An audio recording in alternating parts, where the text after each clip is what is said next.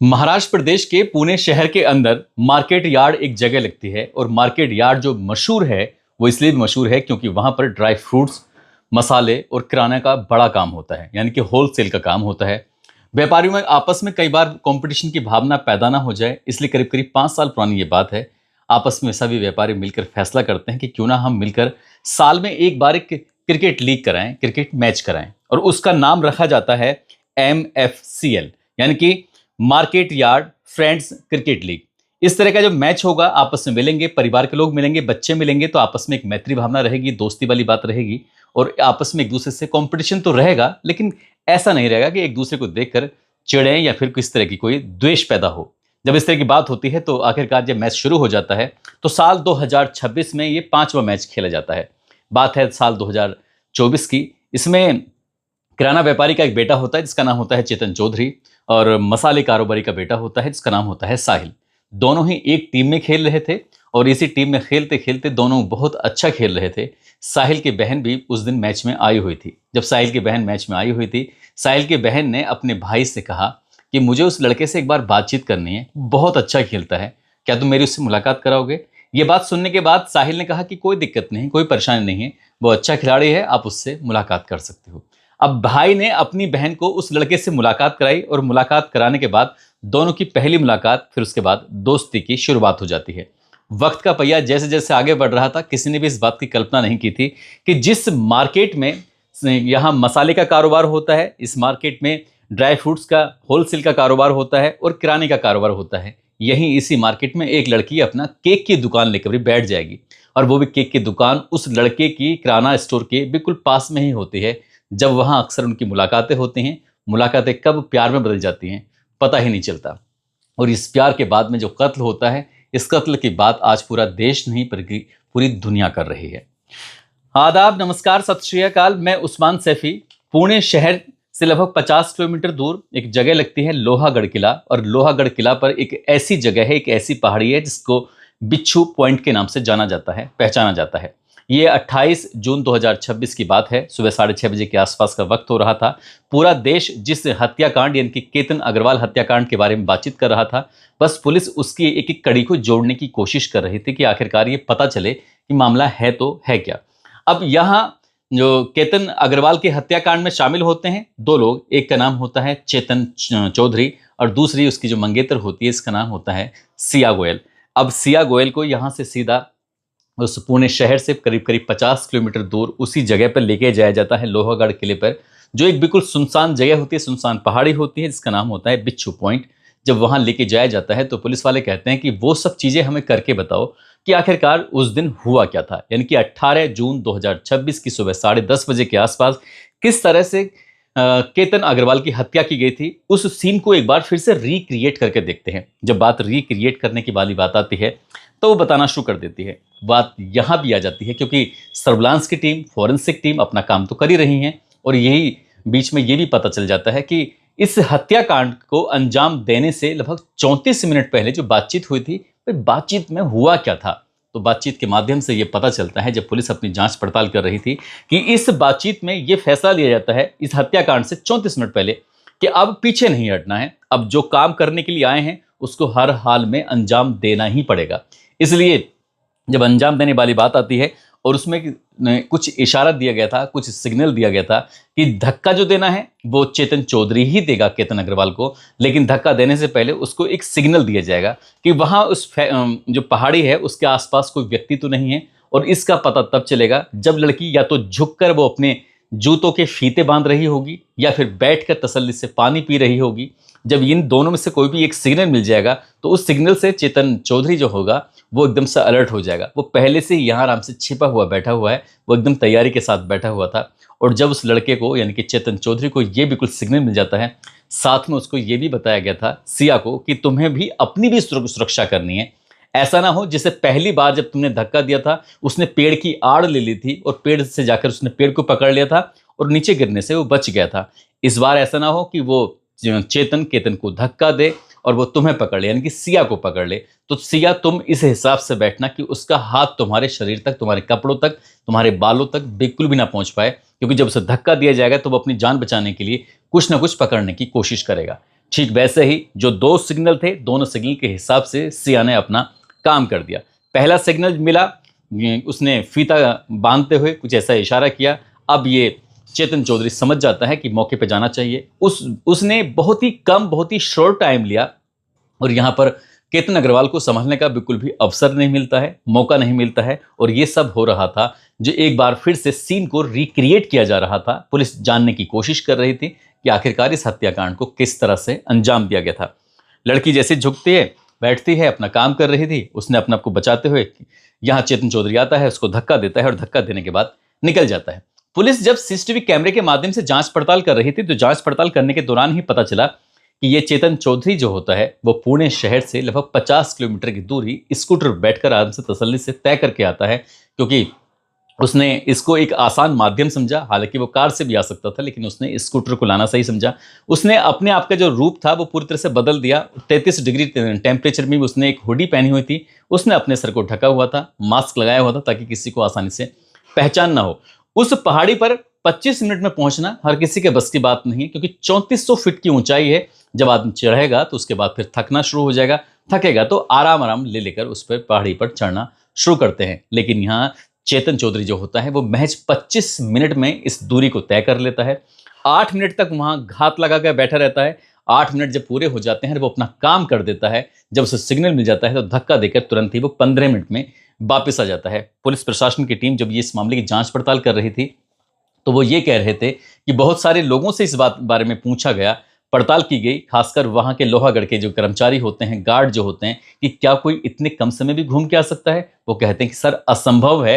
जहां कई कई घंटे लग जाते हैं घूमने में, वहां कोई व्यक्ति 25 मिनट में चला जाएगा, उसके बाद 8 मिनट वहां पर रुकेगा और करीब करीब 15 मिनट में वापस लौट कर आ जाएगा। ऐसा तो सिर्फ किसी ना किसी मंशा को अंजाम देने के लिए ही किया जा सकता है, वहां घूमने के हिसाब से बिल्कुल भी नहीं किया जा सकता।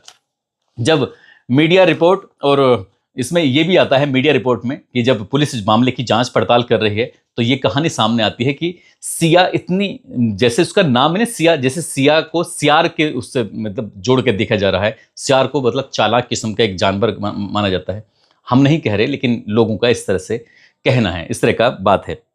वो कहते हैं कि जिस तरह से सिया की शादी बहुत नज़दीक आ रही है, उसकी तैयारी चल रही थी, और शादी नज़दीक आने के बाद ही उसने ये कहा अपने उस मंगेतर से, जिसका नाम केतन अग्रवाल होता है, कि मुझे कुछ शॉपिंग करनी है और शॉपिंग करने के लिए मुझे कुछ पैसों की ज़रूरत है। ऐसा मीडिया रिपोर्ट कहती है। तो उसमें थोड़े बहुत पैसे नहीं, आपको शायद जानकर हैरानी होगी कि करीब करीब 1 करोड़ रुपए उसने इस शॉपिंग करने के बहाने से लिए थे, ताकि वो सुंदर दिख सके, ताकि वो अच्छे कपड़े पहन सके, ताकि अच्छी चीज़ें ले सके। इसके लिए वो 1 करोड़ रुपए केतन अग्रवाल देता है। उसके लिए 1 करोड़ रुपए की रकम बहुत मामूली सी रकम है, क्योंकि उसकी जो नेट वर्थ है, ऐसे बताते हैं कि लगभग 600 करोड़ रुपए के आसपास है। यानी कि 600 करोड़ का वो जो मालिक हो, उसके लिए 1 करोड़ रुपए की क्या रकम। उसने यूं इंतजाम किया और तुरंत अपनी मंगेतर को, सिया गोयल को दे देता है। और जैसे सिया गोयल ने वो पैसे लिए तो उसने उसकी शॉपिंग नहीं की, बल्कि उसने अपने प्रेमी, जिसका नाम चेतन चौधरी होता है, चेतन चौधरी को उसने वो रकम दे दी है। अब यहाँ अगर देखा जाए तो ये तो खुद 600 करोड़ के आसपास का मालिक होता है, लेकिन ये चेतन चौधरी जो होता है ये थोड़ा मामूली परिवार से है, गरीब परिवार से है। इन दोनों के मुकाबले तो उसकी स्थिति वाकई गरीब है, क्योंकि उसके जो पिता हैं वो कारोबार करते हैं उसका किराना स्टोर का, लेकिन लड़की की जो परिवार है वो मसालों के थोक व्यापारी हैं। होलसेल का उनका काम है और वो ड्राई फ्रूट्स का उनका होलसेल का काम है। तो ऐसी स्थिति में ये जो इन्होंने एक प्लानिंग ये की थी कि जो लड़का है, जो चेतन चौधरी, जिसकी जो स्थिति कमज़ोर है, गरीब है, तो इसकी गरीबी को अमीरी में बदलने के लिए इसने पूरी प्लानिंग कर रखी थी, और ताकि उस पैसे से ये अपना कारोबार शुरू कर सके, अपना काम शुरू कर सके। इनकी एक प्लानिंग ये भी थी कि जब इस हत्याकांड को अंजाम दे दिया जाएगा तो अगले 3 साल तक कोई भी एक्टिविटी नहीं होनी चाहिए, कोई ना मिलना जुलना होगा तो बहुत ही सामान्य तरीके से। शादी के बारे में तो बिल्कुल सोचना ही नहीं है। जब मामला पूरी तरह से शांत हो जाए, किसी को इस बात का एहसास ना हो, तब जाकर शायद इसके बारे में आगे सोचना है कि शादी कब करनी, कैसे करनी है। परिवार के लोगों को पूरी जानकारी देनी है कि हाँ, एक लड़का है, मैं उससे शादी करना चाहती हूँ, या कुछ ऐसा ही। वो एक कहानी आगे फ्यूचर भविष्य में जो भी मौका मिलता है उस हिसाब से गढ़ लेते हैं। लेकिन कहानी गढ़ने से पहले ही इनकी जो कहानी के पुराने पन्ने थे वो खुलकर लोगों के सामने आ जाते हैं। अभी तक मीडिया रिपोर्ट में जिस तरह से ये बात आ रही थी कि ये लड़की बीकॉम की छात्रा थी, या बीकॉम इसने फाइनल कर लिया था, जब पूजा गोयल यानी कि सिया की जो माँ होती है, सिया की माँ का जब इंटरव्यू चल रहा था तो इंटरव्यू में उस एक पत्रकार पूछ लेता है कि तुम्हारी बेटी कितनी पढ़ी लिखी है, तो उन्होंने एकदम ईमानदारी के साथ साफ साफ स्वीकार कर लिया कि जो उनकी बेटी है वो 12वीं फेल है, इनकी 12वीं की परीक्षा भी वो पास नहीं कर पाती है। लेकिन जो उसका दिमाग है वो दिमाग वाकई इतना शातिर था कि आज बड़े बड़े पढ़े लिखे लोग आईएएस आईपीएस इस मामले में सोचकर भी हैरान हैरान हो जाते हैं कि आखिरकार वो लड़की किस किस्म की शातिर लड़की रही है।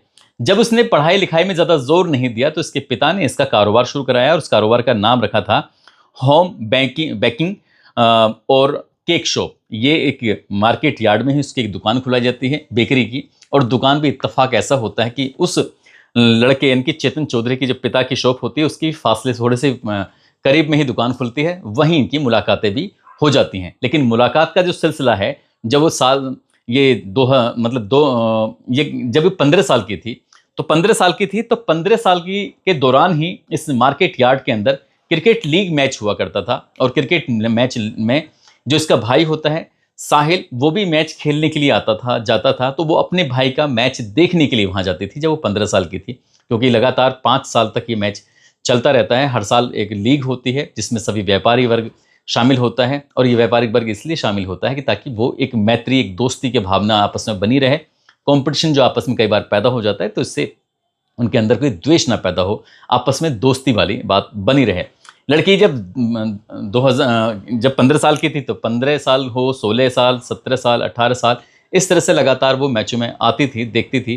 तब उसकी नज़र पड़ जाती है चेतन चौधरी पे मैच खेलते हुए पे। जब भी इसने अपने भाई साहिल से कहा कि मुझे उस लड़के से एक बार बात करा दो, मुझे उसका मैच बहुत अच्छा लगता है, तो इसके भाई साहिल ने उसकी मुलाकात कराई, उसके बातचीत कराई और इनकी आपस में दोस्ती हो जाती है। और ये दोस्ती तब और गहरी हो जाती है जब इसके लड़की के पिता इसकी बेकरी की दुकान खुलवाते हैं। अब दुकान खुलती है तो वहाँ मिलना जुलना बातचीत करना इनका हो ही जाता है। और मीडिया रिपोर्ट से ये भी पता चलता है कि ये करीब कई दिनों के हिसाब से अपने पूरी दोस्तों के साथ, टीम के साथ ये उदयपुर में भी घूम के आए थे, जहाँ ये एक दूसरे के बेहद करीब आ जाते हैं। अब बेहद करीब से भी आप अंदाज़ा लगा सकते हैं कि इस तरह से बेहद करीब कितने और कैसे आ सकते हैं जब कोई घर से परिवार से दूर लड़का और लड़की रहते हैं, जब वहाँ कोई रोकने वाला, वहाँ कोई टोकने वाला ना हो। लेकिन सिया गोयल ये नहीं जानती थी कि जनवरी 2026 में एक कर्नाटक में शादी समारोह होगा। उस कर्नाटक में शादी समारोह में यहाँ सिया गोयल के जो परिवार वाले होते हैं, उसकी माँ पूजा, उसके पिता प्रवीण कुमार, और इधर जो केतन अग्रवाल होता है उसकी माँ, उसके पिता, ये परिवार के लोग एक शादी समारोह में मिल जाएंगे। और शादी समारोह में मिलने के दौरान ही इनकी आपस में एक मुलाकात हो जाएगी। जो इसके विशाल अग्रवाल होते हैं केतन के पिता, उनके चचेरे मामा के थ्रू आपस में मुलाकात हो जाती है और वहीं से फैसला कर लेते हैं। और इसी दौरान शायद ऐसा दावा भी किया जाता है कि जो सिया गोयल होती है उसकी माँ ये दावा बता देती है कि हमारी बेटी ज़्यादा पढ़ी लिखी नहीं है, वो 12वीं फेल है। तो उन्होंने कहा कि हमें इस रिश्ते से कोई ऐतराज़ नहीं है, हमें कोई आपत्ति नहीं है, हम इस रिश्ते को लेकर तैयार हैं। और यही कारण था कि फरवरी 2026 में दोनों की धूमधाम से सगाई हो जाती है। सगाई हो जाती है और ये बात चेतन चौधरी को पसंद नहीं आती। चेतन चौधरी से ज़्यादा सिया गोयल को पसंद नहीं आती। सिया गोयल चाहकर भी इस रिश्ते को नहीं मानना चाह रही थी, परिवार के लोग तैयार थे। इसलिए यहाँ एक फैसला किया गया। जो चेतन चौधरी होता है वो सिया से कहता है कि एक काम करते हैं, तुम इस रिश्ते से खुश नहीं हो तो हम लोग यहाँ से दूर चलते हैं, भाग चलते हैं। हम लोग भाग जाएंगे तो जाहिर सी बात है सब लोगों को पता चल जाएगा। तो लड़की कहती है कि बहुत ज़्यादा बदनामी हो जाएगी। इस बदनामी से बचने के लिए ही उसने ये पूरा खेल रचा, पूरी कहानी रची। और उसको आइडिया तब आता है जब वो 31 मई 2026 को पहली बार लोहागढ़ की पहाड़ियों पर जाते हैं। और जो उसका प्रेमी पूछता है कि लोहागढ़ की पहाड़ी पर घूम के आ गई, तो कहती है कि आज तो मुझे इतना गुस्सा आ रहा था, मेरा मन कर रहा था कि मैं उसे पहाड़ से धक्का दे दूं। जब बात पहाड़ से धक्का देने की आती है तभी उसके दिमाग में आइडिया क्लिक कर जाता है कि आप तो यहीं से कुछ ना कुछ, हालांकि उन्होंने कई अलग अलग माध्यमों से, जो सोशल मीडिया के अलग अलग माध्यम होते हैं, वहाँ से जानने की कोशिश की कि आखिरकार हत्या कैसे करें जो बिल्कुल हादसे का रूप लगे। और ये इस मामले में अपने कोशिश में थे और कोशिश करने के दौरान ही ये लड़की इससे दूर ही रहना चाहती थी। इंडोनेशिया का बाली का ट्रिप जो था, उसने पासपोर्ट गायब करके उसको बता दिया कि हम लोग नहीं जाना चाहते। और ये बात अब मीडिया में लगातार आ रही है, किस तरह से जो उनका ड्राइवर होता है पूरी कहानी बताता है कि पासपोर्ट किस तरह से गायब किया गया था। हालांकि जो विदेशी ट्रिप था वो नहीं होता है। उसके बाद फिर दोबारा कोशिश करते हैं कि 5 जून 2026 को चलो लोहागढ़ किले चलते हैं वहाँ, क्योंकि उसको धक्का देना था। लेकिन लड़के के परिवार वाले इस बात को लेकर तैयार नहीं थे। तो जब ये 5 को नहीं जा पाते हैं तो 14 जून को जाते हैं। जब 14 जून को जाते हैं तो लड़की सचमुच मौका मिलते इसको धक्का दे देती है, लेकिन उस दिन उसकी किस्मत अच्छी थी, वो पेड़ की आड़ ले लेता है और पेड़ की आड़ लेने के बाद वो बच जाता है।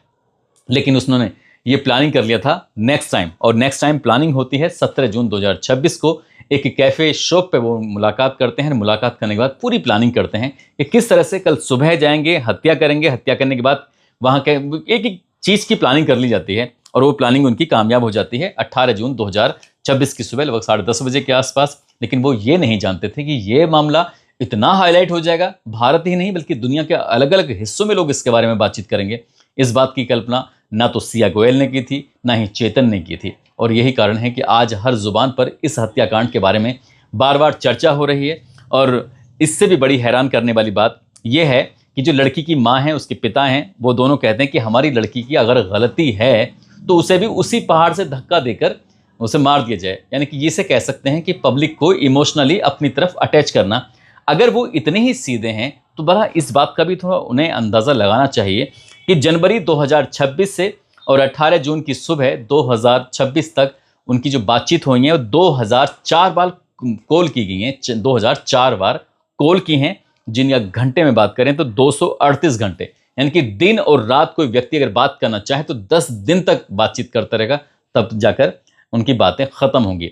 तो माँ बाप बिल्कुल ही इतना इनोसेंट हो जाते हैं कि उनको ये पता ही नहीं चलता है कि उनकी लड़की लगातार कॉल कर रही है, लगातार बातचीत कर रही है, और वो पब्लिक में सिंपैथी हासिल करने के लिए वो बयान देते हैं कि हमारी लड़की को भी वहीं से धक्का दे दो जहां से क्या उसने केतन अग्रवाल को धक्का दिया है। लेकिन इससे भी बड़ी हैरान करने वाली बात यह है, आप लोग सोचने पर मजबूर हो जाएंगे, क्योंकि पुलिस के पास ऐसा कोई सबूत नहीं है जिससे कोई ये आकर कह सके अदालत में खड़ा होकर कि साहब मैंने इसको धक्का मारते हुए देखा है, इसलिए अदालत इस फैसले पर पहुंची है कि इसको इतनी सजा दी जाती है। क्योंकि चश्मदीद कोई भी नहीं है, और फोरेंसिक रिपोर्ट है, साथ ही सीसीटीवी और डिजिटल जो रिपोर्ट है, इस आधार पर यह केस कितना टिक पाएगा ये भी कहना बहुत मुश्किल है। अगर ये ऐसे ही रहा तो फिर ये सिया गोयल और साथ ही जो उसका प्रेमी है जिसका नाम चेतन चौधरी है, वो ज़्यादा दिन तक सलाखों के पीछे रहने वाले नहीं हैं। जैसे क्या राजा रघुवंशी की हत्या करने वाली जो उसकी पत्नी सोनम रघुवंशी, वो आजकल सलाखों से बाहर है, आराम से बाहर की ज़िंदगी जी रही है। तो एक आध साल के बाद देखना ये भी शायद बाहर ही घूमती दिखाई देगी, क्योंकि अदालत दलीलों पर नहीं चलती, अदालत सबूतों पर चलती है। अदालत को सबूत चाहिए। बाद में सब आप लोग कहेंगे कि देखो अदालत ने इसे बाहर छोड़ दिया, लेकिन जब पुलिस सबूत ही इकट्ठा नहीं कर पाएगी पूरी मात्रा में, तो भले ही चाहे कितनी भी रिपोर्टिंग कर ली जाए, कितनी भी इस पर लगातार कहानियां सुना दी जाएं, लेकिन शायद केतन अग्रवाल को इतना उसे इंसाफ नहीं मिलेगा जिस इंसाफ की पब्लिक डिमांड कर रही है। पब्लिक तो शायद ये डिमांड कर रही है कि आज की आज ही फांसी के फंदे पे चढ़ा दो, लेकिन जो भारत का कानून है, कानून के हिसाब से ही चला जाएगा, वैसे नहीं। दोस्तों, इस पूरे घटनाक्रम को सुनाने का उद्देश्य किसी को परेशान करना नहीं है, किसी का दिल दुखाना नहीं है, बल्कि आपको जागरूक करना है, आपको सचेत करना है। और जाते जाते अंबेडकर नगर की रहने वाली हैं खुशी, आज इनका जन्मदिन है, इनको जन्मदिन की ढेरों सारी शुभकामनाएं, बहुत बहुत मुबारकबाद। और कुछ लोगों ने नाम लेने की अपील की है, जिसमें रामवीर सिंह है, नसीब चौधरी, नवीन कुमार, नंद किशोर पंत, आर के चौधरी, प्रताप सिंह, राजकुमार, अंशु रावत, चंचल शर्मा, लोकेंद्र सिंह, रितेश कुमार, प्रीत कुमार, आबिद चौधरी, राहुल गोस्वामी, परविंदर ठाकुर, मयंक सिंह राजपूत, राजीव बंसल, सचिन त्यागी। आप सब लोग अपना ख्याल रखें, सुरक्षित रहें। जय हिंद, जय भारत।